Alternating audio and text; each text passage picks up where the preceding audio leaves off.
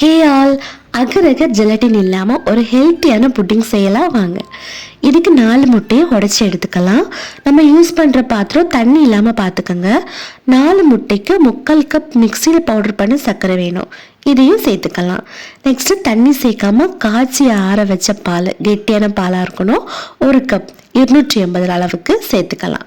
3 ஏலக்காய், 1 spoon vanilla essence வாசனைக்காக சேர்த்து இதை மிக்ஸில் நல்லா அரைச்சி எடுத்துருவோம். இந்த பேட்டரை ஒரு ஸ்ட்ரெயினர் வச்சு வடிகட்டிடணும். அப்போதான் புட்டிங் சாப்பிடும்போது வாயில் ஏலக்காய் சீடு வந்து டிஸ்டர்ப் பண்ணாது. இப்போ புட்டிங்க்கு தேவையான பேட்டர் ரெடி ஆயிடுச்சு. ஒரு தட்டில் கொஞ்சமாக நெய் தடவிட்டு இந்த பேட்டரை ஊற்றிடலாம். இது நம்ம ஆவியில் தான் வேக வைக்கணும். நான் ஒரு பாத்திரத்தில் தண்ணி ஊற்றி அது மேலே ஒரு டிஃபன் பாக்ஸ் கவுத்து போட்டு அது மேலே இந்த தட்டை வச்சுருக்கேன். கண்டிப்பாக புட்டிங் வைக்கிற தட்டை மூடி தான் வைக்கணும். மூடி வைக்கலைன்னா நீராவி புட்டிங் உள்ளே இறங்கி எக்கு புட்டிங் ரொம்ப நீர்த்து போயிடும். ஒரு 20 to 25 மினிட்ஸ் ஆகும் இது ரெடியாக. லோ ஃப்ளேமில் வச்சு குக் பண்ணணும். 20 மினிட்ஸ்க்கு பிறகு இது வெந்துருச்சான்னு ஒரு டூத்பிக் விட்டு செக் பண்ணணும். அவ்வளோதான், எக் புட்டிங் ரெடி. இதை அப்படியே வச்சிடலாம், கம்ப்ளீட்டாக ஆறட்டும். ஆற முன்னாடி எடுத்தால் நீட்டாக கட் பண்ண முடியாது, கொஞ்சம் பொறுமையாக தான் இருக்கணும். இப்போ நம்ம எக் புட்டிங் நல்லா ஆறிடுச்சு.